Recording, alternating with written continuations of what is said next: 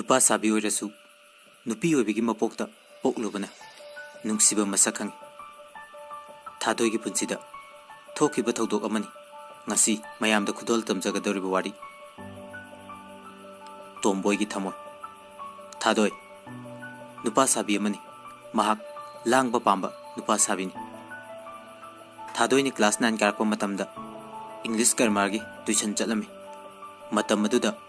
mangon ngaujaba nupa ama lerami mamingna rahul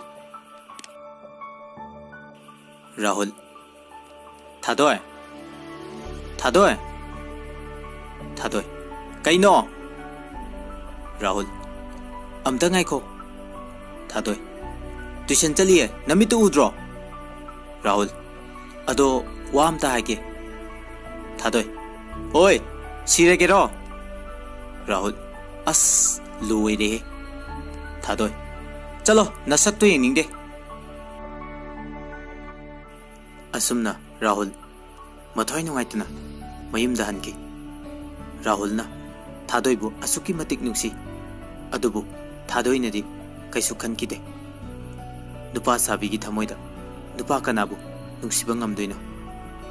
wahang asi achobo wahang amani asumna numit adusu hoki rahul gi thamoida thadoi bu nungsiba gi jang asum hengalaki tuition chatpa matam oiraduna thadoi cycle thawduna hape number setlaga tuition chatlami rahul su mamanaba toni ka thadoi bu ngairami toni bye nang nupi do lakti ne rahul le tu ada toni asidi tomboy natro rahul mani ke dorage toni nang auraba bye rahul asini aini nungsirije toni loire rahul thadoi ni khume kaino khara kak ni khume toni khonda jidi rahul ai nang nungsi thadoi sigero rahul ado phone number thadoi noi napa degi lawruso rahul please thadoi sounding dena cycle degi kumtharaga rahul bo khongpak na kawki rahul khongpham chahudabadagi khongwanda taki toni di thadoi gi mataududa maya karage yenglami thadoi adune phone number toni hemandro thadoi hatu uro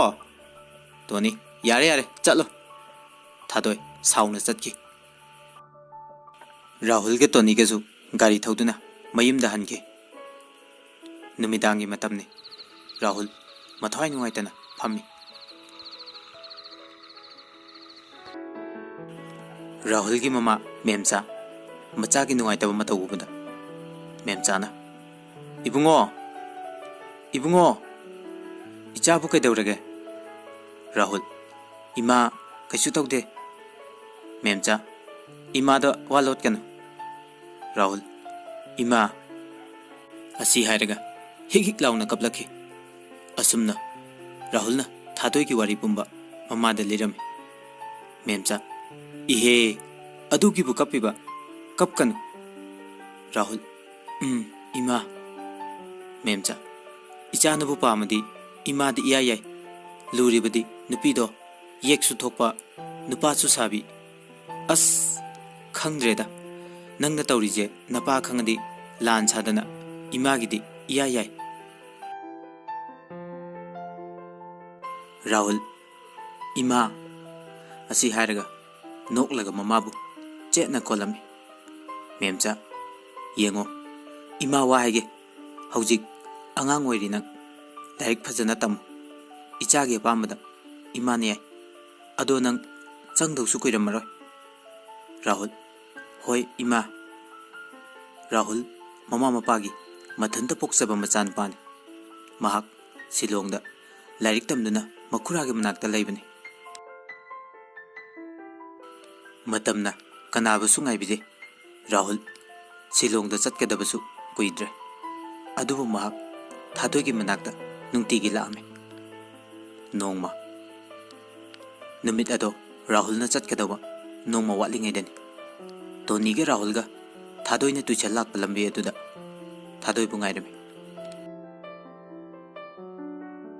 Tony लाए लाए नोइगी 50-50 जे राहुल यारे Tony यानी नंग हंदकना खुपाक माइ चाजनी चाजगे Tony 50-50 है थादोइ कइनो राहुल अस नोइनी जदी Tony खुम्मीने 50-50 है राहुल ना थादोइ थादोइ कइनो राहुल आई हयेंग चलनी अदो चलो कइनो फोन नंबर अमता नोइ नापादा टोनी पेला phone Rahul please Thadoi please थादोइना सीगेरो राहुल थादोइ असी हायरगा वा मखा ताबा ngamjada मपीरा चेलगा लैखी थादोइसु हन्ने ngamdana ट्यूशन चतखे टोनी ने राहुल पु थेमजिनबिदुना मयुमदा हलके असुमना राहुलसु मथाइ नुंगाइतना सिलोंगदा लाइक तंबा अदुम चंखी थादोइसु राहुल थेंगनदबदगी नुंगाइना ट्यूशन चतखे मतमगी खुंगलै कनाना थिंगबा ngamgani राहुलसु ट्वेल्व एग्जाम थानबगीदमक लाइक थवाई लुकी थादोइसु ट्यूशन लोइदुना क्लास 9 की एग्जाम थाखरे सोमदना कमदौरी राहुल न सिलोंगदा लेरिङैदा ट्राइब नुपी अमना राहुल बु पामजकी नुंगसिखी जिमी ट्राइब नुपी ओइजरबसु मैती की चनबी याम पामजरमे जिमी दादा राहुल हाउ जिमीना दादा आई नंग नुंगसिए राहुल इचल अदमाय हाइनु आईगी नुंगसिबा लै जिमी ओ सॉरी दादा राहुल कैसु कायदेदा जिमीना चाक चारबा दादा चारे नंगदी चाद्री थेंगे जिमीना खुमे जिमीना राहुल बु नुंगसिरजु राहुल न थादोइबु नुंगसिबनिना जिमी बु चमना खलमी असुम लेरकपना राहुल 12 एग्जाम लोरदुना मयुमदा थोकलखी राहुल न थोरकपगा थादोइगी लेकाइदा नुमित खुदिंगी लामे अदुबु थादोइदी उकिद्र राहुल मिपाइबा अवाबना खम थेंगमी हाइनबलै थमोइगी असिंग नुंगसिबा हाइबसी उद्रगना हेले नुंगसिबा थादोइसु क्लास 10 काबदगी बोर्डिंग दा लैखिबना राहुल के थेंगनखिदबनी असुम लेरकपना थादोइसु क्लास 10 एग्जाम लोरदुना मयुमदा लेरे नोंगमा राहुल के थादोइगे थेंगनखि थादोइना साइकिल हंबर मथौदुना लाकपदो टोनी के राहुल गन उरमे टोनी अस लोइरेदना राहुल कैदौरगे टोनी असिदबु नंग नंगाउरिबा राहुल टोनी ने कवे थादोय 50-50 थादोय ओए कैनो टोनी ने काई चतुइनो दुकान चलुबने राहुल नमु थादोय थादोय ने खुमे नपारा टोनी खोंदा जिदे थादोय याब्रा राहुल थादोय नंग आइगी फाकुमदे टोनी ना खुमु खुम थादोय नंग नुपी ओलो हाना टोनी कईगे थादोय चलगे लेहरो राहुल अदो थादोय थादोय नपारा राहुल अमदी टोनी कैसु हाइबदी ngamda थादोय ने चतखिबदु yengduna lehawi. Rahulna thadoi bu nuksijarasu thadoi ki thamoidi ahongba mata udabane. Rahul aduki matik warami. Asumna sum leirakpana Rahul gi imungna thadoi bu masak hanglami. Rahul gi mamanadi thadoi bu pamjarami. Adubu Rahul gi mapa ibo sawbana thadoi bu nuksijarasu yek oibanina pamamde. Ibo chaw nang tawrido ai pamde. Rahul ai kaidorege baba. Ibo chaw yek. Rahul aina ma nungsi baba. Ibo chawna aina yadene madu oirasu numit khudingi Rahul gi imung khanaba horage thadoi gi maramgi. Somdana kamdauri thadoi su Rahul bu nuksibadi phawraki. Amuksu khanjai thadoina mana ibu nungsiri jala. As onthokna talledako aina nupaga sare aibu hojikpu nupi on bataribo. As hainaroi he asumna momo noklami. Miyoi bagi punsi tambang amanate khallubanama tawthorakpanama. Rahul thadoi ki lekai da lakpadi leplamde. Nongma thadoi ki Rahul ga mathanda lakpa numit amada thengnaki. Rahul na kaurami. Thadoi thadoi how. Rahul ngasidi napara na khumaroidro. Thadoi tallaba. Rahul ado aigi wado kaibo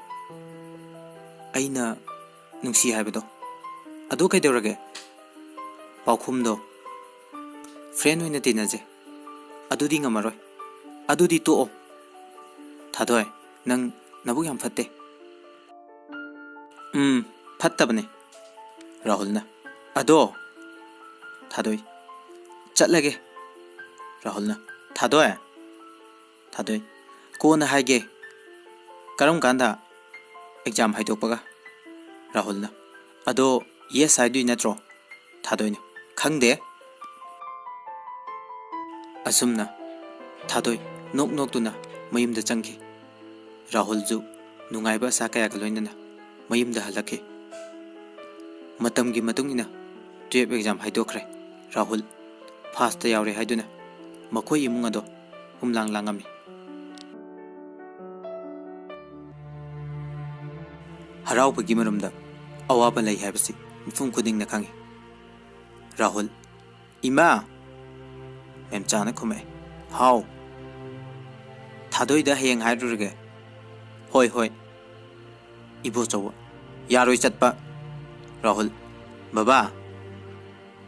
Ibo chawna wa makha yam tanu. Rahul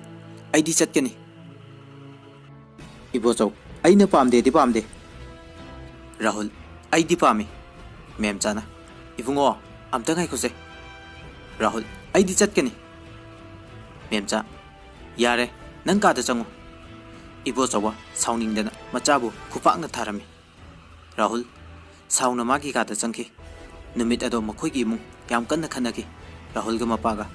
yam khanaki. Rahul maching yamna fattabana mapa da singnaki.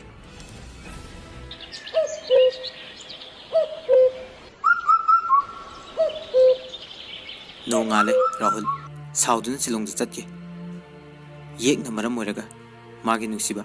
aremba taki. Yek laitraba jati nadaba tribe na pijimi. Rahul na chenki asauba heman batagi mapa da singnaduna. Pawa du tabda ibo chawa yam sauki machabu inthoki asauba heman batagi. Rahul mama papa na inthokpadagi silongda magi kakagi manakta laiki. Rahul gi momon mino amuk hana ukidre. Mahaki nusibasu kainakre. Asomdana kamdauri thadoi exam haidokle. Harauba nungaibana loire. Ngasidi Rahul gi paukhum pigya haina nungaina laiki. नुमिदांग वाइरम Thadoi happen नम सेटलगा hotel दा लामी तंजा अदुदा टोनीसु थादोय होगी सोरक फावरगा थबक अमा चटलुबदगी हलामी थादोयना टोनीबु उबदा हरावना कौरे दातोनी ए थादोय काय चलुइनो थबक अमा चटलुबनी थादोयना अदो अमदुदी अमदी अमदो राहुल लो टोनी थादोय थादोयना कैदौरगे नोफेतों नारे टोनी ने मखा तारे मा हायरगा राहुल की वारी पुंबा लिरमे थादोय वा मत ngang कप्पा कप्पा चेनकी टोनी सु थवाई नुंगाइतना मयुम दहनके तोम्बोय ओरसु नुपी ओइबनिना नुंसीबा मसक खंगे नुंसीनाद्रिङै काइनबना हानके थादोयगी नुंसीबा असुमना चही अनि हौखरे ममा मपाना मचाबु कयाम कुइना इंथोकपा ngamgani राहुल अमदी जिमीबु लौखतपीगे मतमगी मतुंगिना राहुल मचा नुपी अमा फंगजगे मेमचा इबोचौ मसु नुपीगे आसादा नुंगाइना लेगे अदुबु राहुल की थमोइददी थादोयबु कावबदी ngamkide थादोयगी इंगाव ngawjaba chamjaba matawdo मेमचाना मचा के वाबा खंगमनिना मसु नुपीबु थादोय हाइना नुसिना कौबिरमी मेमचा इबुंगो राहुल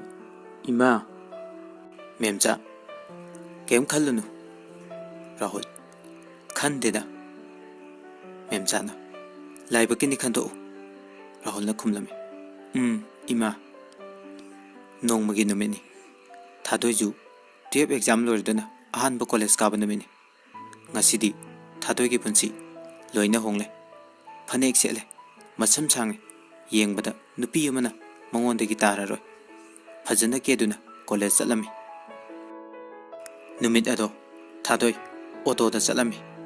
ऑटो दुदा नुपी अमसु मचा पमदुना फमलमी थादोयगी नाकना अंगांग अदो कप्पना लोरे नुपी दुना थेंबा याद्रे मतम दुदा ऑटोगी मनिंगदगी नुपागी खोंजलदा थादोय कपकनु इचादे मरम मोकपनी असुम नायरामी थादोय कनानो हाइना माजु येंगथोलुय थादोय दा राहुल खंगौदना हाइदोके राहुल ए थादोय काय चलुइनो राहुल डॉक्टर दा चटपने थादोय ओ कना ngamदबा यावगे राहुल बाबा जिमी दादा अंगांगजे राहुल पिरो पिरो जिमीना से हायरक पिरके राहुल मचा थोय बाबा दा लाओ जिमीना थादोय थादोय याइसे सोमलो मानी नमा ओ कॉलेज चलुइरो थादोय इनमा राहुल जिमी अंगांगजे कपे जिमी से अचापोचे पाहलो राहुल होय होय थादोयना इनमा आई कॉलेज सौरे लेहौरगे जिमी होय होय थादोयना दा राहुल लेहौरे मेंगलब खोंजेलदा वारौब मियेंगा लोयना तपना कौजरमी राहुल होय होय थादोय कॉलेज तमना थांगमद्रब खोंथांग लोयना तपना चटके राहुल सु नुक्सीबी मागी माइकई तबु येंगदुना वाही अमतदी हाइब ngamदना लेहौके थादोय मपाल थोंगी सक्तमदी नुपी होइजरसु थमोइददी ngasisu तोम्बोयगी थमोय होइदुना अदुमक लेहौरे हाइना बलै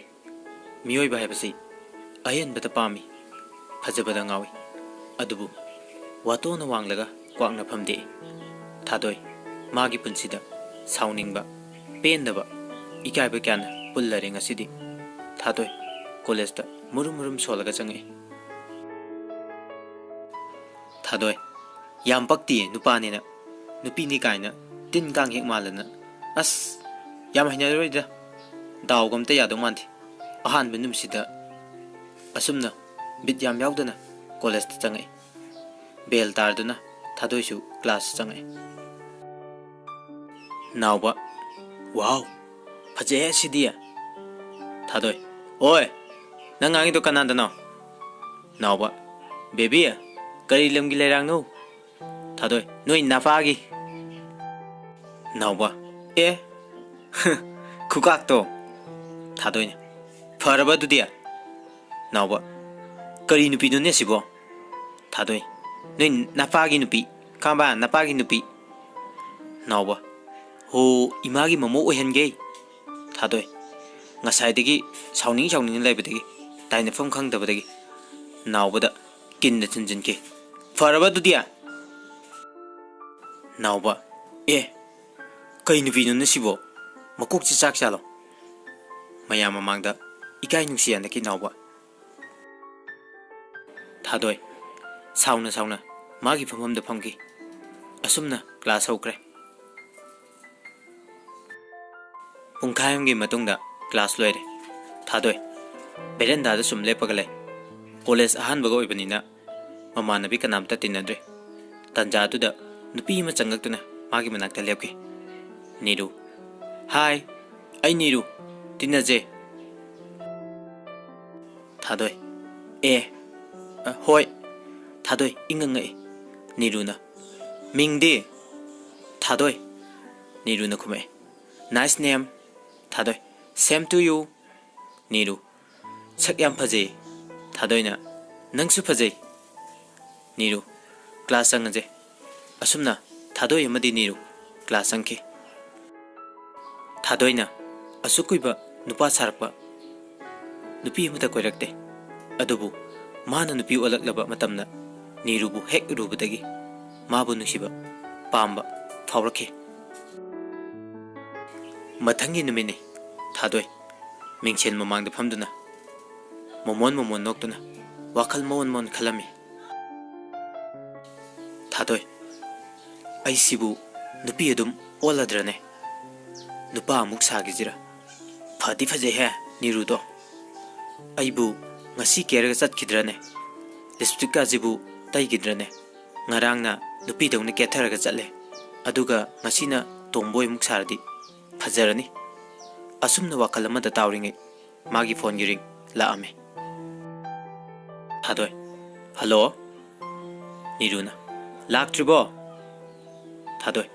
लागे नुसिबी नीरू कयबा थादोइ ए नीरू हाइबा नीरू याय हे नंगसु लाओ थादोइ होय होय थादोइ की वाखल चोपी हे ngantana नीरू फोन थमख्रे थादोइसु लेजबी केरदुना कॉलेज कारमी मखोयनी कॉलेज ते यौरामी नीरू हिंचाबी कयम कुइरे अइना नंग हाइरिजे थादोइ चंगजि लाओ थादोइ नीरूगी हेंगो हेंगो तबो मवंगदो कया हाइनरमदे नीरूदी थादोइजे तोंबोयनी काजे खंगजे फोते नीरू क्लास चंगजे थादोइ होय नावबा बाय असि नुपीजे आई कोइदे याद्रे रिकी करमबनो bye Naoba ngarang aige khatnaba nupido Thadoi हाइब्रा थोइदिंग हाइब्रा तकुती अफावु लिसाबिजे रिकी मसक पुदी फजैने याय अदो नावबा अदो केदेवरगे रिकी कीड्रो नावबा आइदी कइगे रिकी ngaranggido नावबा आई तौगे रिकी होय येंगे नावबा ओय थादोइ थोइद्रिंग रिकी ए थादोइ नफारो नावबा तकुती लेसाबिए थादोइ हातो उरो नावबा इबानी कोइनरजे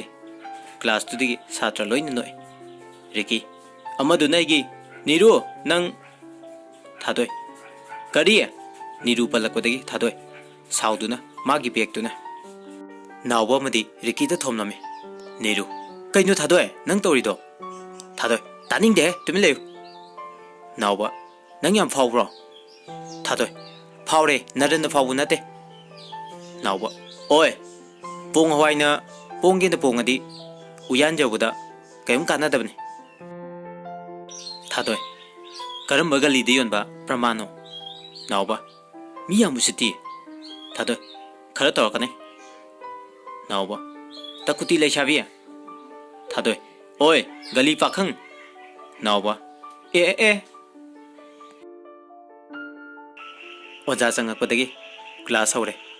क्लास तौरिंगै नावबना थादोय बिंगजगी लक्न निंगबसु फावगे थादोय नीरुबु नुसिराकी अदुबु नीरु ममित यामी नुपागा गागा तगोनबा पामी ओइरमी मथंगी नुमिनी रिकीना Neeru हाउने Ricky phone number अमता Neeru न खुमई अईगिरो नते है थादोयगिने मसादगी लौजौ अमता पिरमो नंगिरो नते मे नावबगिने ओ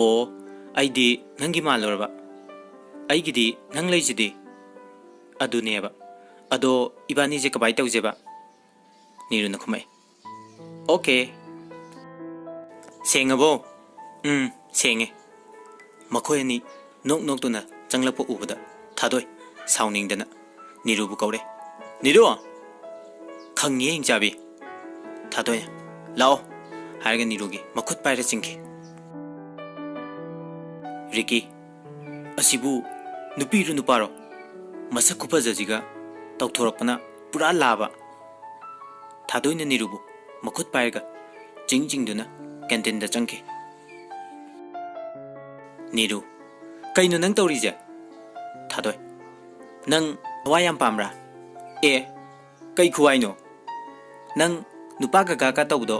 याम पामरा हा आई रिकीजे कोइदे याद्रे थादोय कोइरो नंग तंजा अदुदा नावबगा रिकीगेजु अचापो चाबा चंगाखी रिकी ओय dear Neeru Haima darling Ricky कई चादोइनो नीरु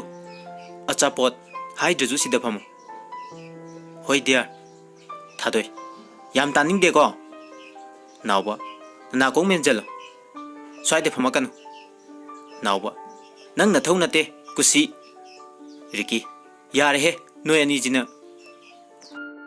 नीरु इने चामरिगा बोरा प्लेट अनीदंग पियो रिकी अदुने याद्रो डियर थादोय आई चलगे नीरुना तानिंग देखो थादोय नोय वारीदो याम वारबा नावबना कल इरो तकुती लेशाबी थादोय कईनो गली पाखंग नावबा इबानीजु सुमाइना कौननबा कोइनरजिदना नावबा थादोय आई नंग नुंसी थादोय सावबा हेमनबदगे माना थइबा चादो नावबगी माइ थाइजनके चारिबा बोरादुजु लोइ चखाइके नंग हौनो आइगी खुत्ता सिबा सोइरोय नीरु थादोय साउन चतके नीरुजु थादोयबु कौदुना थोके रिकी कईनो सिबु नुपीरु नुपारो नावबा तानिंग देखो इने मरोल म काबने नंग मरोल म भाई असिबु तोंबोय जालो नावबा बिते को वांगांग दुको माइ मोंगजे उद्रो उये आइदी की जइबो आइदी नुक्सी रिकी नुक्सीनी नंग नावबा असेंगमने आई मा कोइदुनी ओ माइथुंगना नुपी तौथोरपना लाबा याय नावबना अदु होइरजु हयेंग वाइदी फनेक सुबा सोइररोय नावबा तानिंग देखो आई लोहंबा याबो ngमोइको नावबा यारेको कोइबु कोइद्रे चुम्मिने दुसु अदो नंगिदी अखोइदी यारे नावबा याम थुइना रिकी खल्लो सक फजबगाजे यारे याम पक्त्रे चलजे नावबना चाबोरागी पैसा पिरमदुना मखोय मयुमदा हनख्रे असुमना था अमा हौख्रे थादोय नोंगमा नोंगमगी नीरुबु नुक्सिबे हेलामे नीरुबु उदबदा नुंगाइतबा फोन वारी छानदबदा लेफम खंगलमदे अदुबु नीरुदी रिकी गा याम कन्ना नुंसिनरमी नुंतिगी कॉलेजता थादोय उहंदबिदा उन्नबा वारी छानबा तौरमी असोमदना नावबदी थादोय की पाउकुम अदुम गाइजरी नोंमगी नुमिने नीरु रिकी गा नोक नोकतना वारी छानरी थादोयसु क्लास लोइदुना नीरुबु थिरामी मखोय नीने वारी छानबदु थादोयने उरमी थादोय ई काबनदी लोइरे अदुबु तपथरगा थादोयने नीरुदा कौरे नीरु ए थादोय थादोयने मु कैदौरिनो अदुदा नीरु सुम वारी छानरमने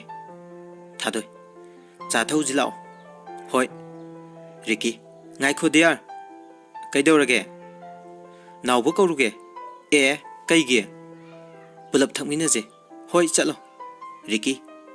hairaga chatke Niru phammu sida thadoi nang kaidorage nasa ngamdrabo kaisu taude ado Niru hayu kaidorage wa ma hage kai wano nang saugadra Niru sauroi hayo थादोइना नंग लाना दिखनगनो होय हायो आई नंग नुसिये नीरुना आइजु नंग नुसिये इमानबिबु कैदोबुगी नुसिरोइदुनो थादोय अदुइ नतिये आई नंग हिंगमिनबा पामे नीरु कैनो थादोय नंग हाइदो थादोय असेंगमने नीरु नंबु नुपीरो नुपारो हा अदो याम चौखत्तबा नुपागा मत फंगजद्रबो नसक्तो मिंजेन कमता येंग्रो नुपी नंगना नुपागी वाखल खल्लिदो चटख्रो चलो नसक्दे निंगदे हयेंग दिगे एंगोंदा अमता कौरकनो असुमना नीरुना थादोयदा थीना चैरमे मथंगी नुमिने नीरु थादोयदा कॉल तौरखिद्रे कॉलेजतजु ngaikidre ममानबी अतोपगा पुल्लगा थादोयबु योनबा हौरखे नीरु पक्तबिदो लाकपगा उदेने रीता कनानो पक्तबिबो नीरु अस खंग्रहे थादोयदो पक्तबिदो रीता ए अदुबु नंगे याम चानदाइने नीरु नंग खंग्रो ngarang आइगे कॉलेजता वार तौरिदो रीता ओ खंगे नीरु नुपागा अमता फंगद्रबा खंगदे रीता हा हा हा हा थादोय नुमिददु college कारखिदे नुमिदांगदा थादोय नीरुदा phone तौरे थादोय hello Neeru canoe थादोय ने कौरे नीरु कयम वालिगे आई नंग नुसिये नीरु नंग याम पक्ते है होय पक्तबने अदु होयजु आई नंग नुसी नीरु नंगबु नुपारो हा आई नुपी अदुसु कैदरबा आई नुपा साबिनी नीरु याम पक्तिये नसक्तो खुफजदुगा असी हायरगा करीमनारा नोए थादोय आई हाइजे खुमो नीरु नंगबु ngaurbo आई ngaudi आई नंग नुसिये यारे पक्ते आई थमे थादोय नीरु ngaiko नीरुना जगत जाम तौरकन होय जगत नगनी आईगी पुंसिसिना लेरिंगैदी हे चखतबी थादोयना नीरु यारे थमे नंग ओंजनबा आई लेमदे असी हायगा फोनदो थमकी थादोय ए थमकी फै माना ngambra आईनी ngambra हिंगनबा तारे कॉलेज की मतमने थादोय ngasidi nupi ubi ki maithungi laiteng mata yaudana yam chamna geta niru bulak pangairame niru amadi rita geta changakpa थादोय ने उरमी थादोय ने नीरु अस कैनो अमता ngaiko नीरु याम चानप नये ꯔꯤꯇꯥ ꯀꯩꯅꯣ ꯌꯥꯝ ꯆꯥꯎꯈꯠꯇꯤꯌꯦ ꯊꯥꯗꯣꯏ ꯆꯥꯎꯈꯠꯄꯤ ꯅꯪꯉꯣꯟꯗ ꯍꯥꯏꯕ ꯅꯠꯇꯦꯅꯦ ꯁꯛꯊꯤꯕꯤ ꯆꯀꯥꯇꯦꯟꯕꯤ ꯔꯤꯇꯥ ꯀꯩꯅꯦꯒꯤꯁꯤꯗꯤ ꯌꯥꯝ ꯍꯩꯅꯗꯦ ꯊꯥꯗꯣꯏ ꯍꯩꯅꯗꯗꯤ ꯂꯦꯡꯕꯤꯔꯣꯅꯦ ꯔꯤꯇꯥ ꯅꯤꯔꯨ ꯆꯠꯁꯤ ꯂꯥꯎ ꯊꯥꯗꯣꯏ ꯑꯦ ꯅꯤꯔꯨꯗꯤ ꯑꯩꯒ ꯂꯥꯛꯀꯗꯕ ꯅꯪꯅꯦ ꯆꯠꯂꯣ ꯍꯥꯏꯖꯦ ꯔꯤꯇꯥ ꯌꯥꯝ ꯄꯛꯇꯤꯌꯦ ꯅꯤꯔꯨ ꯇꯥꯅꯤꯡꯗꯕꯅ ꯅꯥꯔꯦꯍꯦ ꯅꯣꯏ ꯑꯅꯤ ꯊꯥꯗꯣꯏ ꯇꯥꯅꯤꯡꯗ꯭ꯔꯗꯤ ꯑꯩꯒꯤ ꯄꯥꯎꯈꯨꯝꯗꯣ ꯌꯦꯁ ꯍꯥꯏꯔꯣꯗꯅ ꯅꯤꯔꯨ ꯅꯪ ꯌꯥꯝ ꯄꯛꯇꯦ ꯊꯥꯗꯣꯏ ꯈꯇꯪ ꯉꯥꯏꯔꯦ ꯗꯗꯥꯅ ꯀꯧꯒꯗꯕ ꯅꯤꯔꯨ ꯍꯦ ꯆꯥꯎꯈꯠꯇꯕꯤ ꯅꯪꯅ ꯍꯥꯏꯗꯣ ꯀꯩꯅꯣ ꯐꯤꯕꯝꯗꯨꯒ ꯁꯦꯠꯂꯤꯗꯨꯅ ꯐꯅꯦꯛ ꯉꯥꯡꯉꯤꯗꯨꯅ ꯅꯨꯄꯥ ꯅꯪꯕꯨ ꯅꯁꯥꯗꯣ ꯏꯀꯥꯏꯕꯒ ꯈꯪꯗ꯭ꯔꯣ ꯊꯥꯗꯣꯏ ꯅꯪꯅꯕꯨ ꯅꯨꯡꯁꯤꯅꯤ ꯍꯥꯏꯔꯗꯤ ꯏꯀꯥꯏꯕꯒ ꯈꯪꯗ꯭ꯔꯦ ꯅꯨꯡꯁꯤꯕꯤ ꯅꯤꯔꯨ ꯔꯤꯇꯥ ꯆꯪꯉꯁꯤ ꯂꯥꯎ ꯌꯥꯝ ꯄꯛꯇꯕ ꯑꯃ ꯌꯥꯎꯔꯛꯑꯦ ꯊꯥꯗꯣꯏ ꯄꯛꯇ꯭ꯔꯁꯨ ꯑꯩꯗꯤ ꯅꯪ ꯌꯥꯝ ꯅꯨꯡꯁꯤꯀꯣ ꯔꯤꯇꯥ ꯆꯥꯎꯈꯠꯇꯕꯤ ꯂꯩꯍꯧꯔꯣ ꯊꯥꯗꯣꯏꯅ ꯆꯀꯥꯇꯦꯟꯕꯤ ꯅꯤꯔꯨꯒ ꯔꯤꯇꯥꯒ ꯁꯥꯎꯅ ꯀ꯭ꯂꯥꯁꯇ ꯆꯪꯈꯤ ꯊꯥꯗꯣꯏꯁꯨ ꯀ꯭ꯂꯥꯁꯇ ꯃꯣꯃꯣꯟ ꯅꯣꯛꯇꯨꯅ ꯆꯪꯉꯛꯈꯤ ꯔꯤꯀꯤ ꯚꯥꯏ ꯅꯣꯏ ꯂꯥꯕ ꯅꯥꯎꯕ ꯌꯥꯔꯦꯍꯦ ꯅꯪꯁꯨ ꯃꯥꯅ ꯈꯜꯂꯤꯁꯦ ꯀꯩꯅꯣ ꯑꯩꯁꯨ ꯌꯥꯝ ꯉꯛꯏꯅꯦ ꯑꯁ ꯑꯩꯗꯤ ꯃꯊꯥ ꯌꯥꯝ ꯁꯥꯏꯗ ꯅꯥꯎꯕ ꯀꯩꯒꯤ ꯅꯪꯗꯤ ꯔꯤꯀꯤ ꯑꯩꯈꯣꯏ ꯇꯤꯌꯥꯔꯗꯣ ꯃꯥꯅ ꯃꯨꯟꯈ꯭ꯔꯗꯤ ꯅꯥꯎꯕ ꯅꯪꯅ ꯍꯦꯟꯅ ꯄꯛꯇ꯭ꯔꯦꯀꯣ ꯅꯣꯏ ꯂꯥꯕꯁꯦ ꯌꯥꯝ ꯐꯥꯎꯏꯅꯦ ꯅꯥꯎꯕ ꯇꯀꯨꯇꯤ ꯂꯩꯁꯥꯕꯤꯁꯦ ꯔꯤꯀꯤ ꯂꯩꯁꯥꯕꯤ ꯁꯣꯏꯔꯦ ꯑꯗꯨꯒ ꯍꯥꯏꯔꯗꯤ ꯅꯪ ꯍꯥꯠꯇꯣꯛꯆꯈꯤꯅꯤ ꯀꯩꯒꯤ ꯑꯣ ꯂꯥꯕ ꯀꯧꯋꯣ ꯑꯩꯅ ꯍꯦꯟꯅ ꯃꯊꯥ ꯁꯥꯏꯗ ꯔꯤꯀꯤ ꯅꯪꯗꯤ ꯀꯩꯒꯤ ꯅꯥꯎꯕ ꯑꯩꯅ ꯃꯥ ꯅꯨꯡꯁꯤꯕ ꯃꯥꯅ ꯅꯨꯄꯤ ꯅꯨꯡꯁꯤꯕ ꯑꯁ ꯒ꯭ꯌꯥꯟꯒ ꯑꯃꯇ ꯇꯥꯗ꯭ꯔꯦ ꯔꯤꯀꯤ ꯋꯥꯔꯤꯁꯦ ꯌꯥꯝ ꯅꯨꯡꯉꯥꯏꯔꯤꯌꯦ ꯑꯣꯖꯥ ꯆꯪꯉꯛꯇꯨꯅ ꯀ꯭ꯂꯥꯁ ꯍꯧꯈ꯭ꯔꯦ ꯄꯨꯡꯈꯥꯏ ꯑꯃꯒꯤ ꯃꯇꯨꯡꯗ ꯀ꯭ꯂꯥꯁ ꯑꯗꯨ ꯂꯣꯏꯔꯦ ꯀ꯭ꯂꯥꯁ ꯍꯦꯛ ꯂꯣꯏꯕꯒ ꯅꯥꯎꯕꯅ ꯊꯥꯗꯣꯏꯕꯨ ꯊꯤꯔꯛꯑꯝꯃꯤ ꯁꯣꯝꯗꯅ ꯊꯥꯗꯣꯏ ꯅꯤꯔꯨꯒꯤ ꯃꯅꯥꯛꯇ ꯂꯥꯛꯑꯝꯃꯤ ꯊꯥꯗꯣꯏ ꯑꯣꯏ ꯆꯀꯥꯇꯦꯟꯕꯤ ꯔꯤꯇꯥ ꯄꯦꯜꯂ ꯄꯣꯅꯤ ꯊꯥꯗꯣꯏ ꯑꯩꯈꯣꯏ ꯑꯃꯗꯨꯗꯤ ꯔꯤꯇꯥ ꯗꯦꯠ ꯆꯠꯈꯤꯕꯅꯦ ꯀꯅꯥꯒ ꯑꯣꯏꯅꯤ ꯅꯨꯄꯥꯒ ꯃꯥꯗꯤ ꯀꯩꯒꯤ ꯀꯩꯅꯣ ꯃꯤ ꯂꯩꯁꯥꯕꯤꯅꯤ ꯅꯪꯗꯧꯅ ꯁꯥ ꯃꯔꯛ ꯉꯥ ꯃꯔꯛꯁꯨ ꯅꯠꯇꯅ ꯌꯥꯔꯦꯍꯦ ꯅꯪꯁꯨ ꯌꯥꯔꯕꯣ ꯑꯗꯨ ꯍꯥꯏꯔꯗꯤ ꯊꯥꯗꯣꯏ ꯑꯗꯣ ꯅꯤꯔꯨꯁꯦ ꯑꯝꯇ ꯌꯥꯅꯕ ꯍꯥꯏꯅꯕꯤꯌꯨ ꯔꯤꯇꯥ ꯀꯔꯤ ꯌꯥꯝ ꯍꯥꯒꯠꯆꯩꯀꯣ ꯏꯔꯨꯖꯔꯛꯇꯕ꯭ꯔꯣ ꯔꯤꯇꯥ ꯅꯪ ꯋꯥꯇꯥꯗꯣ ꯊꯥꯗꯣꯏ ꯑꯩꯅ ꯍꯥꯏꯁꯦ ꯐꯥꯒꯤ ꯅꯠꯇꯦ ꯔꯤꯇꯥ ꯌꯥꯝ ꯄꯛꯇꯤꯌꯦ ꯇꯟꯖꯥꯗꯨꯗ ꯅꯥꯎꯕ ꯊꯥꯗꯣꯏꯒꯤ ꯃꯅꯥꯛꯇ ꯆꯪꯉꯛꯏ ꯅꯥꯎꯕ ꯑꯣꯏ ꯇꯀꯨꯇꯤ ꯂꯩꯁꯥꯕꯤ ꯊꯥꯗꯣꯏ ꯀꯩꯅꯣ ꯒꯂꯤ ꯄꯥꯈꯪ ꯔꯤꯇꯥ ꯀꯩ ꯃꯤꯡꯅꯣ ꯊꯥꯗꯣꯏ ꯆꯀꯥꯇꯦꯟꯕꯤ ꯀꯩꯗꯧꯔꯦ ꯔꯤꯇꯥꯅ ꯅꯣꯏ ꯅꯨꯄꯥꯁꯦ ꯌꯥꯝ ꯐꯖꯩꯌꯦ ꯅꯪ ꯑꯣꯏꯖꯔꯣ ꯅꯥꯎꯕ ꯊꯥꯗꯣꯏ ꯀꯩꯅꯣ ꯀꯅꯥ ꯊꯤꯔꯤꯅꯣ ꯅꯣꯏꯒꯤꯅꯦ ꯑꯩ ꯌꯥꯝ ꯄꯟꯅꯤꯡꯗꯦ ꯆꯠꯂꯣ ꯅꯥꯎꯕ ꯑꯗꯣ ꯀꯅꯥꯅꯣꯕ ꯊꯤꯔꯤꯗꯣ ꯑꯩꯈꯣꯏ ꯅꯨꯡꯁꯤꯕꯤ ꯌꯥꯏꯍꯦ ꯅꯪꯁꯨ ꯑꯗꯨꯝ ꯌꯥꯕꯅꯤ ꯅꯪꯅ ꯁꯣꯝꯗ ꯑꯁꯥ ꯇꯧꯔꯤ ꯑꯃꯗꯨꯅ ꯗꯦꯠ ꯇꯧꯍꯧꯔꯤ ꯇꯧꯖꯁꯅꯨ ꯂꯧꯕꯨꯗꯤ ꯑꯩꯅ ꯚꯥꯞ ꯇꯥꯔꯕ ꯅꯥꯎꯕ ꯇꯀꯨꯇꯤ ꯂꯩꯁꯥꯕꯤ ꯅꯪꯗꯤ ꯑꯩꯅ ꯂꯧꯗꯣꯏꯕ ꯊꯥꯗꯣꯏ ꯆꯠꯂꯣ ꯑꯥꯗ ꯀꯥꯏ ꯆꯠꯂꯣ ꯍꯥꯏꯅꯣ ꯅꯄꯥꯗ ꯅꯥꯎꯕ ꯄꯦꯜꯂ ꯄꯣꯅꯤ ꯔꯤꯇꯥ ꯌꯥꯔꯦꯍꯦ ꯅꯣꯏ ꯑꯅꯤꯁꯨ ꯊꯥꯗꯣꯏ ꯑꯩꯈꯣꯏ ꯑꯅꯤ ꯀꯥꯅ ꯍꯥꯏꯔꯛꯀꯅꯨ ꯔꯤꯇꯥ ꯑꯣ ꯅꯣꯏ ꯑꯅꯤ ꯀꯣꯏꯅꯔꯣ ꯊꯥꯗꯣꯏ ꯅꯪꯒ ꯍꯦꯛ ꯀꯣꯏꯅꯔꯣ ꯅꯥꯎꯕ ꯑꯩꯗꯤ ꯅꯪ ꯀꯣꯏꯗꯣꯏꯁꯦ ꯊꯥꯗꯣꯏ ꯑꯣꯏ ꯅꯪ ꯍꯥꯠꯇꯣꯛꯄꯤꯔꯣꯔꯣ ꯅꯥꯎꯕ ꯑꯩ ꯍꯥꯠꯇꯣꯛꯑꯒ ꯅꯪꯗꯤ ꯅꯊꯟꯇ ꯂꯩꯍꯧꯒꯦ ꯍꯥꯏꯔꯣ ꯊꯥꯗꯣꯏ ओए चका तेनबी नीरुदो आई होरेन मोय लेकायदा लाकने खरा हाइबियो आई युम चले रीता होय हाइबिगे नावबा थिनबिगेने थादोय वा अमता खुमदना मयुमदा चटके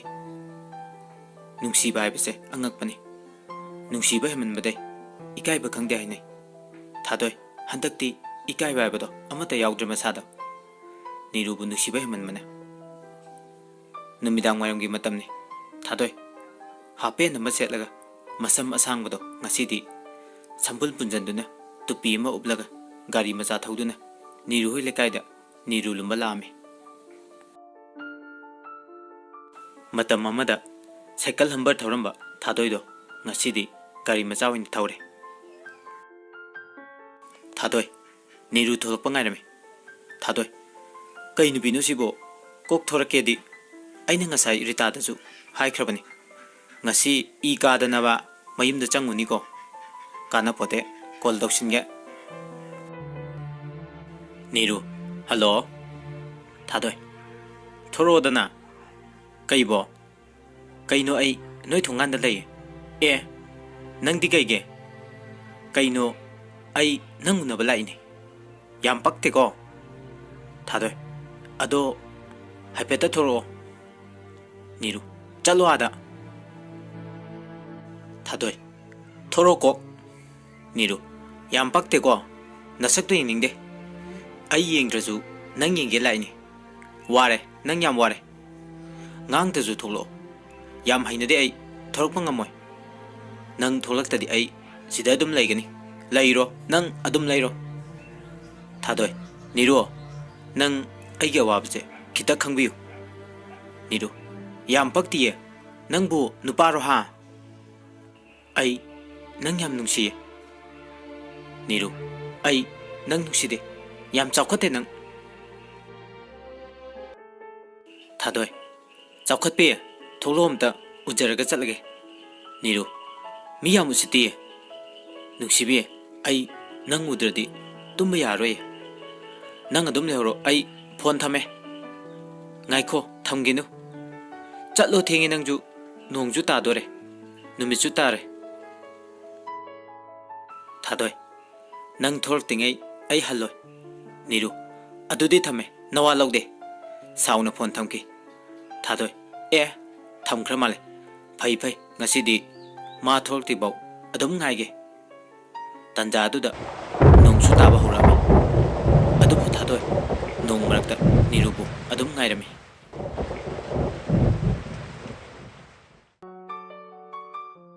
सोमदना नीरुदी रिकी के फोन वारी कन्न सानरी नीरु दिया रिकी हाउनी नुसिबी नोंग ताब्रो ताये ओ अदो नुसिबी कइनो दिया वाह थमोय लोय कायरे असेंगबा दिया अदो कइदौरगे थादोइदो अखोइरमदा लाए ए मादी कइगे नीरु ओ अयंग लाइने ए नंगदी थोकप्रो थोकते है याम पक्तबने मान खलीजे कइनो खंगदे अयु नंग अमुक फागिदना नीरु नंग ने तानिंगदे है अदुदगी रिकी पाखतलिने नीरु मा करी ओरेदना मागी मचिंदो लाबगी मचिंदुरो होय याम पक्तबने माजे नावनदी याम नुसीबने अदुने को कोइनगेदी अदुदा खंगदे नंग याम थुना चेंदबा याद्रे नीरु ए याय हे नंगजु तंजा अदुदा थोंगानगे थादोय न खंगलाव लावरे थादोय Neeru I love you Ricky ए कइनो मताइना नीरु ए असिदी बेरानी है Ricky कनानो Neeru थादोइने ngauro jalo Neeru खंगदी हंजिन थादोय Neeru होगे थोंगान Lowry Neeru I love you हाइदन Neeru सावन बदगे थोंगा लोंदा प्रप प्रप चेंथोकी नीरू सोनो थादोय कईदौरगे नंजे मी उसित्रीरा अई नंगोंदा उसित्तब तौदे Neeru स्वाइजे अंगाव फैगी लेफम नते थादोय ngawre ai nangi wakal da ngawre niru swai da ngawbi nu yengning de thadoi ai ke do haibno ha ai nang nusi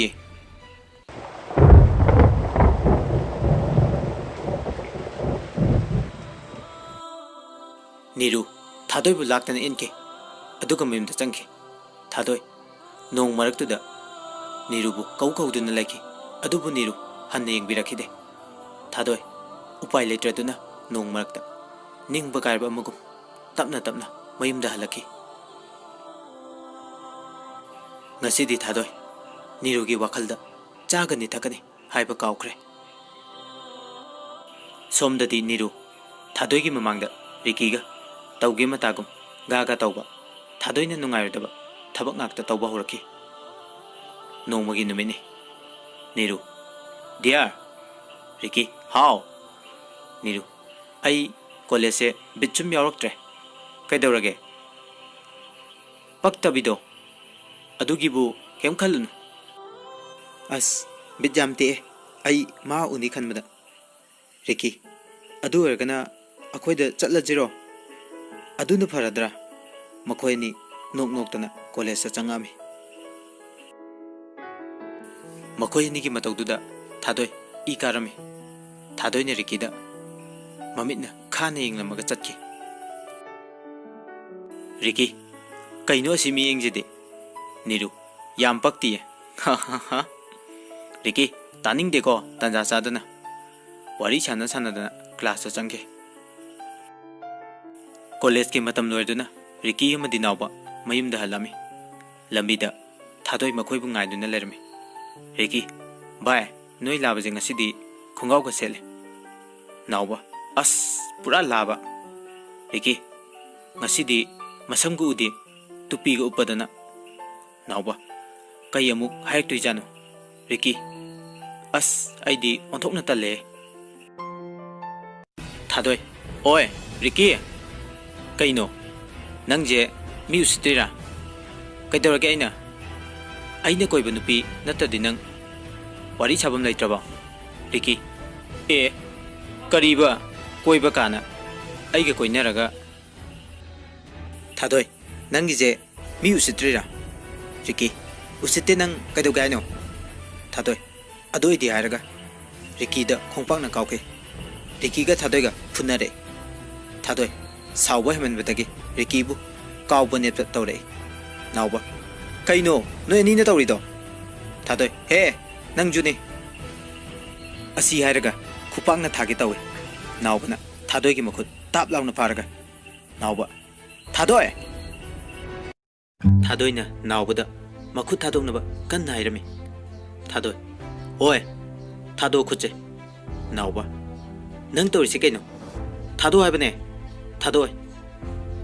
नावबना थादोयगी मखुद पायदुना चिंगागा चतकी रिकीसु थादोयदा ममित खाना यंगलगा लेके थादोय रिकीदा खुदोम मिचिंगागा नंग मतुंग तौरदी सिरे Kang Ricky हे नंग नुपीने ग्यान ताव थादोयने हातो उरो हायना लाउरमी रिकी साउना थादोयदे यंगलगा लेहवी नावबना थादोयबो मयुमबाव थिलमगा मासु युमदा हलके मथंगी नुमिने थादोय कॉलेज गंता लागा नीरुना लाकदब लंबीदा नीरुबु ngaiduna लेरमे नीरुसु खोंगना तबली तबली लामे थादोय नीरु कईनो थादोय गाड़ी काखलो कईगिनो कईनोम चारुजे आई चानिंगदे अदोयजु आई चानिंगे कनानोमगा चारुजो थादोय लाओ हायबने नीरु अस हायगा थादोयगा मानबा तनबदगी गाड़ी दा काखलमे थादोय गाड़ी दो असुम थौरमी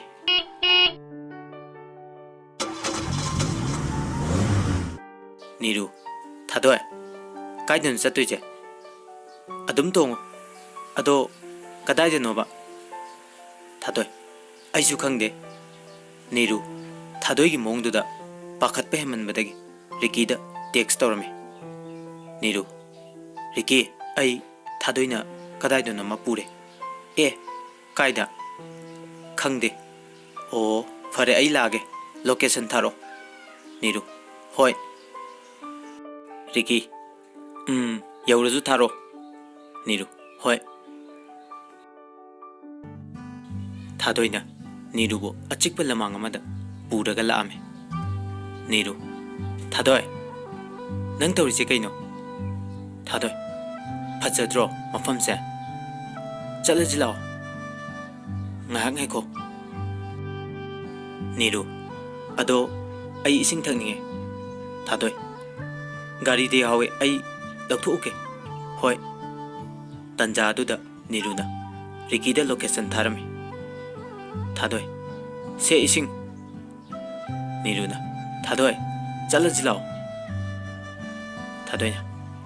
आइगी पाउकुम पिरम नत्रदि चलोय नीरू नंग ngawrbo नुपीगा कमाइना कोइना दोइनो थादोय अदुदा खंगदे आई नंग याउदना हिंगबा ngamo नीरू आइदी नंग नुक्सिदे थादोय नीरू आई नंग नुक्सिये नंग ngawrbo ngawre आई ngawre नंगी वाखलदा आई नंग नुक्सिदे आई रिकी नुक्सी थादोय रिकी रिकी नीरू आई चलगे थादोय नीरू नंग आइबु नुक्सिबा ngamnaroidra नीरू ngamoi आई थादोय आइगी ओइबा फंगारोइदबा नंगदी आइना हातोकपा तारेदना असी हारगा नीरूगी मखौरी मेट पहौरामी तंजादुदा रिकीगा नावबगा चंचन किदुना थादोयगी मखुत अदु लौथोकनबा होनरमी थादोयना याबा कौबा तौरमदे ममैदा नावबना थादोयदा खुपाकना थारमी नावबा थादोय नंग ngawrbo थादोय नोय कैदौबा लाइनो रिकी नीरू चलजे हारगा नीरूबु पुदुना चटके थादोय नीरू नीरू हंजन हंजन कौदुना हिक हिक लाउना कप्पगा नीरूना चटखिबदु येंगदुना लेहोके नावबा थादोय तो नंगबु ज्ञान तारो नंगसे नुपीने थादोय आई मा नुंगसिये नावबा यारे तो नावबना थादोयबु थेंबा याबा थेमगा मयुमदा थिनबिरखे नुमित अदो रिकीना नीरूबु चेनखी नीरूजु थादोयबु किबदगी रिकीगी तुंग अदुम इनख्रे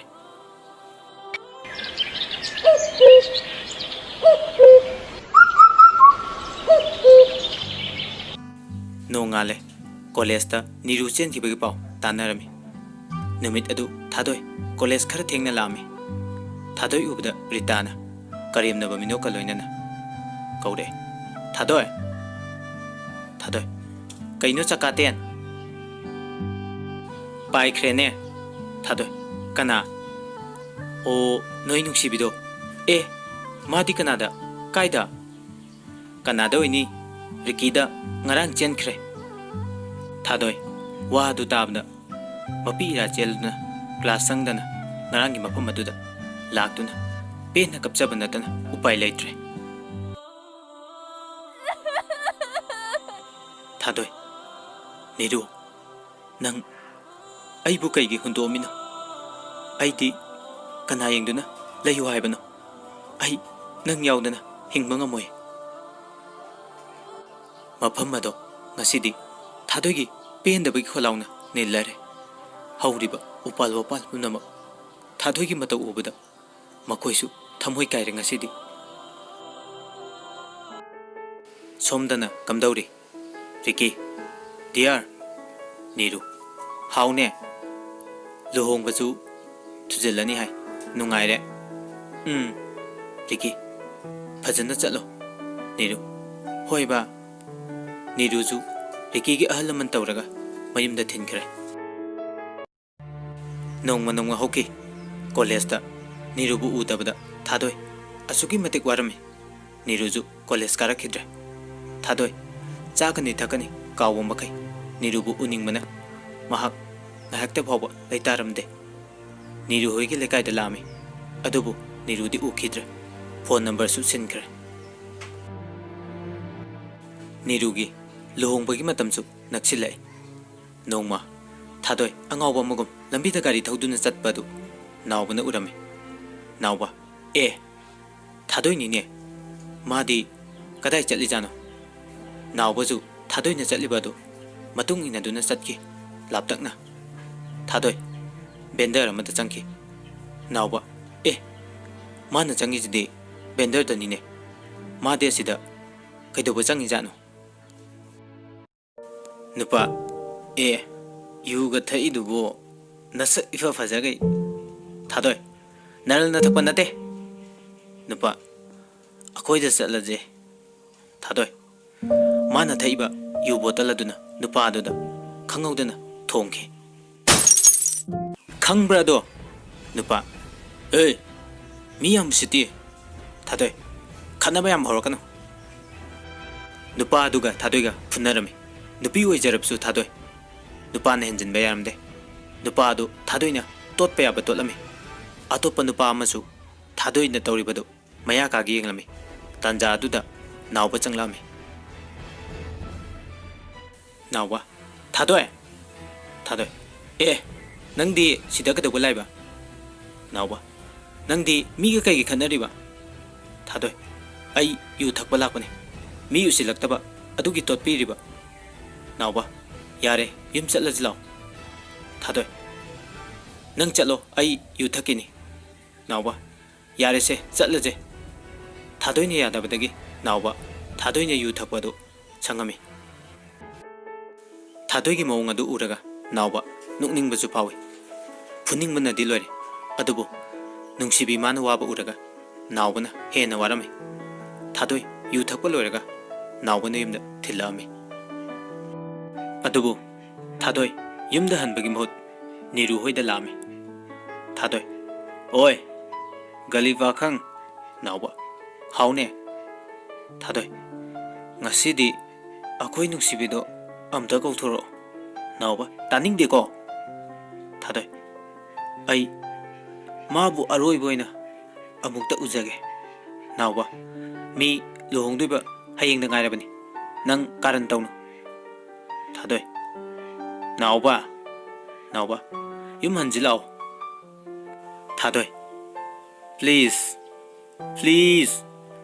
माबु अमुक्ता कौथोकपियो आई माबु नुंसिये असी हायरगा थादोय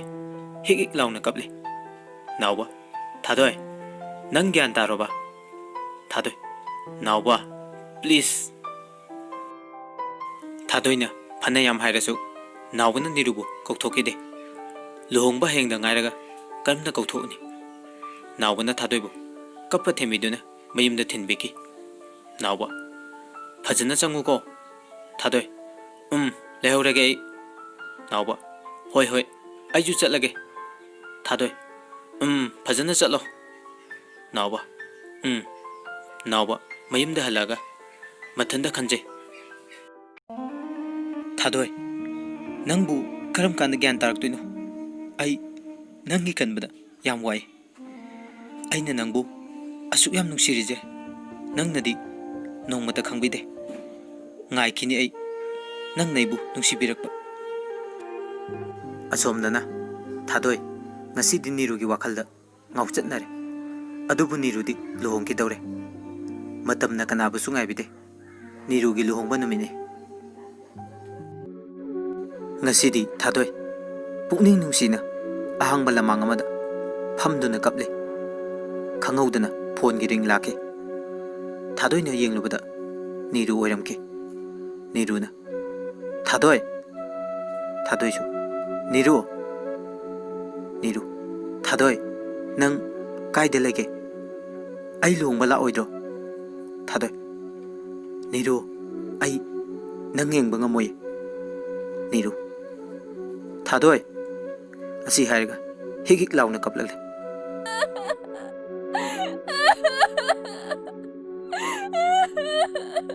थादोय कपकनो अपंबी नीरू थादोय आई नंबु याम उनिंगे ngasidi थादोय aina mamangda tawkiba mayamdo ai bu ngakpiyu ko Neeru adumai hainu थादोय से फरे से आई थम्मगे नंग नुंगाया फन पालु को नीरू थादोय नंग आई गी लुहोंबा लाओइद्रो थादोय आई ngasidi लाओगुंगे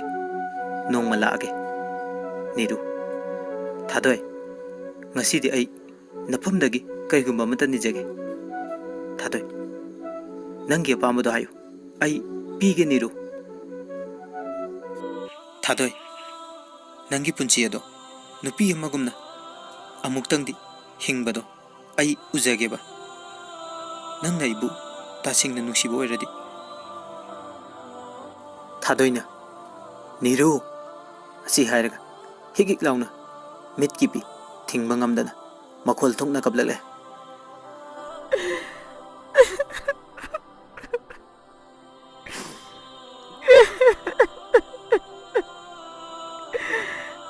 नीरूना थादोय से अमता होय हायो थादोय होय आई थमगे असि हायरगा फोन अदु फट कक्थले नीरूसु थादोयबु उनिंगबा हौखिबा थौदो कयाबु निंसिंगदुना कपखि नीरूगी लुहोंगबसु लोइख्रे अदुबु थादोयगी पुंसिदि तासेंगना ngauchitnare नीरूनु कॉलेज कारक्तबदगी थादोयसु कॉलेज काखिद्रे असोमदना नावबसु थादोयबु उनिंगबा कया लैरबसु थादोयना मयुमदगी हेंदोखिदबना नावबा उपाय लेखिदे नोंगमा नोंगमा हौखिबना था अमा फारे नावबा थादोयबु उबु फंखिद्रे नोंमगी नुमिने थादोय मसम मदु लेंजुमदा तुबत कक्थलगा सम्मदो red colour संगदुना Mitta Kajal सिंबादा lipstick संगदुना नुपा कनागी थमोयबु ngawallagi matagu momon noktuna anuba asamaga loinana ahongu punsigi masak takpugum tauraduna college geta changami adubu mi pumnamak ngakne yengnarme rita oy Thadoi Thadoi how rita yam hongamena sine faraba nangbu ngawba halabo hallage handakti nupi koiroidro याय है नंगसु याबने class संगसि लाओ थादोयगी होंगलक्लिबा मोंग अदो कनामतना खंगलमदे अदुबु थादोय मपान थोंगदा सक्तम अमा ओलबसु थमोयदे लोटलिबा अदुबु कनानसु खंगबा ngamलोय थादोय ngasidi mit yambi oirare department kudingi dupa koirame college tagi hendoktuna lam खुदिंगी हाइबा मगय कनानाबु पामोय थादोयगी फजरबा sak ubada नोंमगी नुमिने थादोय नोक नोक्तना नुपा अमगा college ता चंगायमे सुनील थादोय थादोय सुनील नंगसे याम फजे अदुबुदी थादोय निदना सुनील अदो थादोय अदो कैदौरगे नंग अतोप डिपार्टमेंटगी नुपा अतोप कोइरि केगिनो अदो कैदौरगे अदुमाय कोइगनो थादोय आइने कुसी तौबदा नंग नथौ नते नंग आउदोयगिरो सुनील अदुइ नतेमे थादोयना चलो ngasi dei wam ta harakanu nawba थादोय नंगदि कैदौरिबदुदा नुपा गा चमिनैदो नाकंदगी कौरामे सुनील ओय आइना अखोय साइगा चमिनरगा नंग हाइदो कनादनो थादोय यारे याम तानिंग्रे नोयनी सुनील चलजि लाओ थादोय चलमुचो ए कई हाइबदुना आई नुपा गाइगिगे वाथि दौनो कांतिनदा लाओ थादोय होय चलमो नावबा थादोय नंग तौरिजे कैदो थादोय आइना कैदौरगे मु नावबा नंग नुपा मयाम कोइदो थादोय नावबना हारिबो वादु तासिनदना फोन दा नुपा मथंग मथंग वारी सानरमे नाउबा साउंगनबदगी फोन अदु ताप मुल्लगा लंगथोके नाउबा फरबा दुदि थादोय हे गली पाखंग नंग जे मी उसित्रेरा नाउबा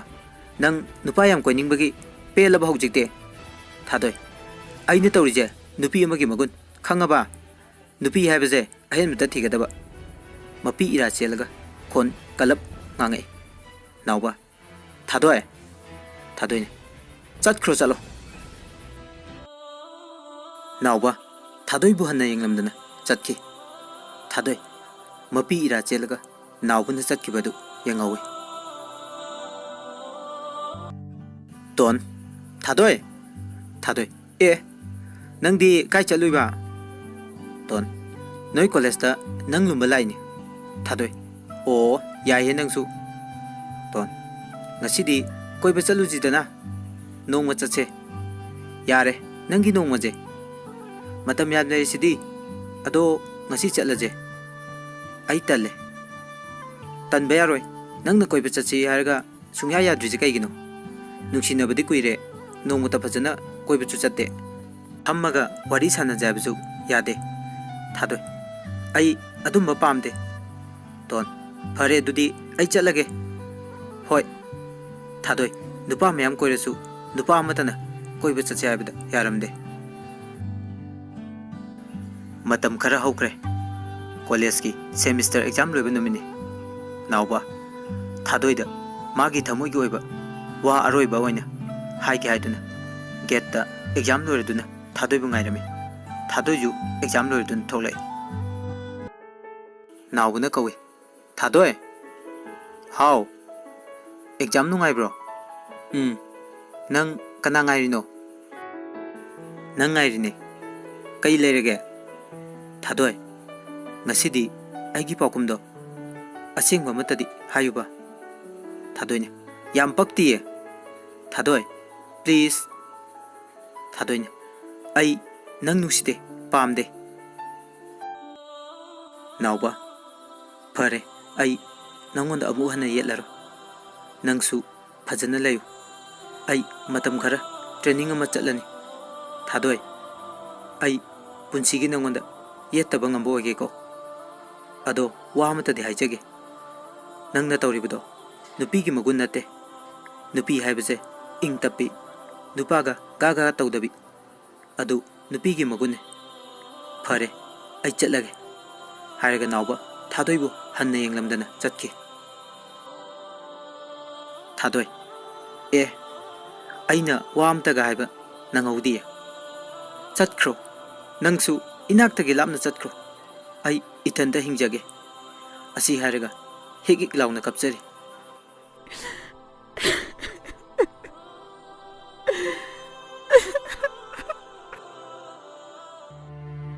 कॉलेज की मतमसु लोइख्रे नाउबसु थादोय की मफमदगी लापथोख्रे हाइनबा लै लापनरबा मतमदा नुंसीबगी मगुन खंगी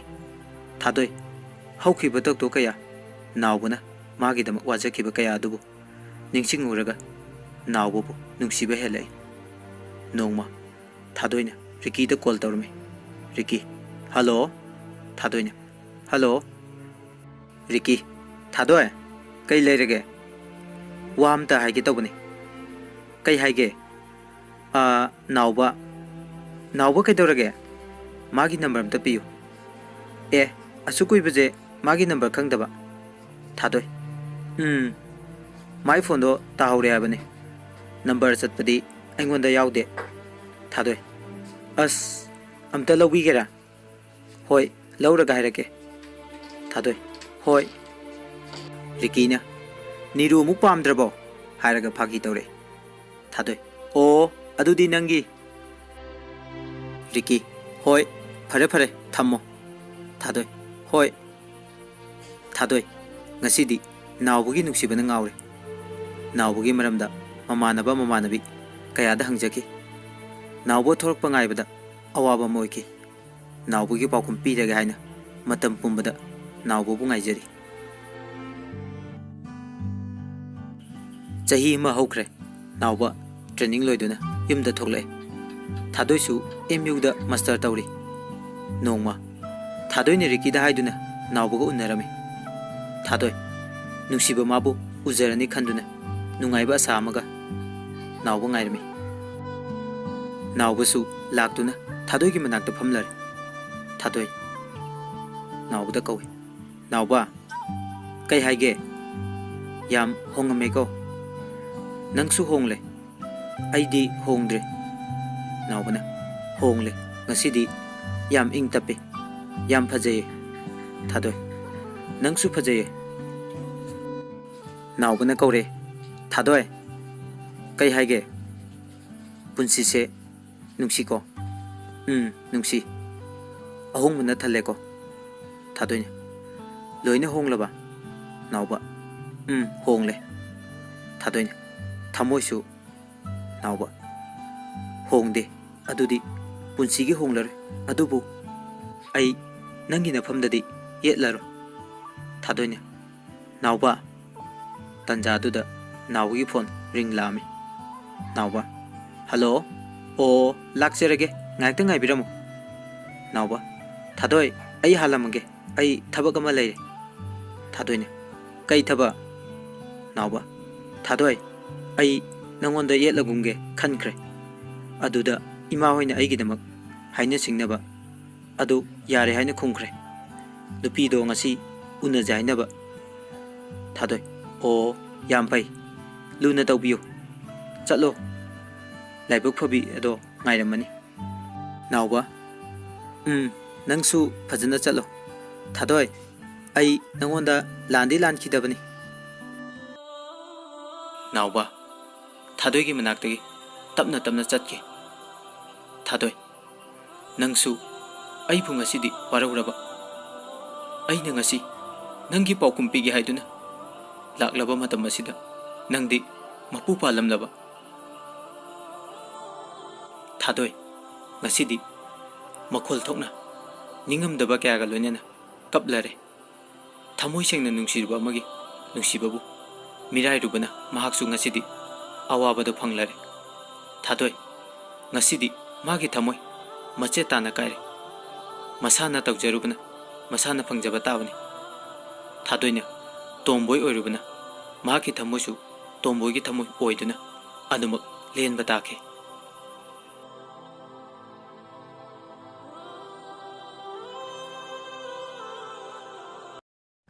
अरोइबदा मयामबु खुरुमजरी वारी असि हौबदगी लोइबा फावबा ताबिरिबा अमदि लाइक शेयर कमेंट तौबिगिबा कुमनमकु थागतबा फोंदोकजरी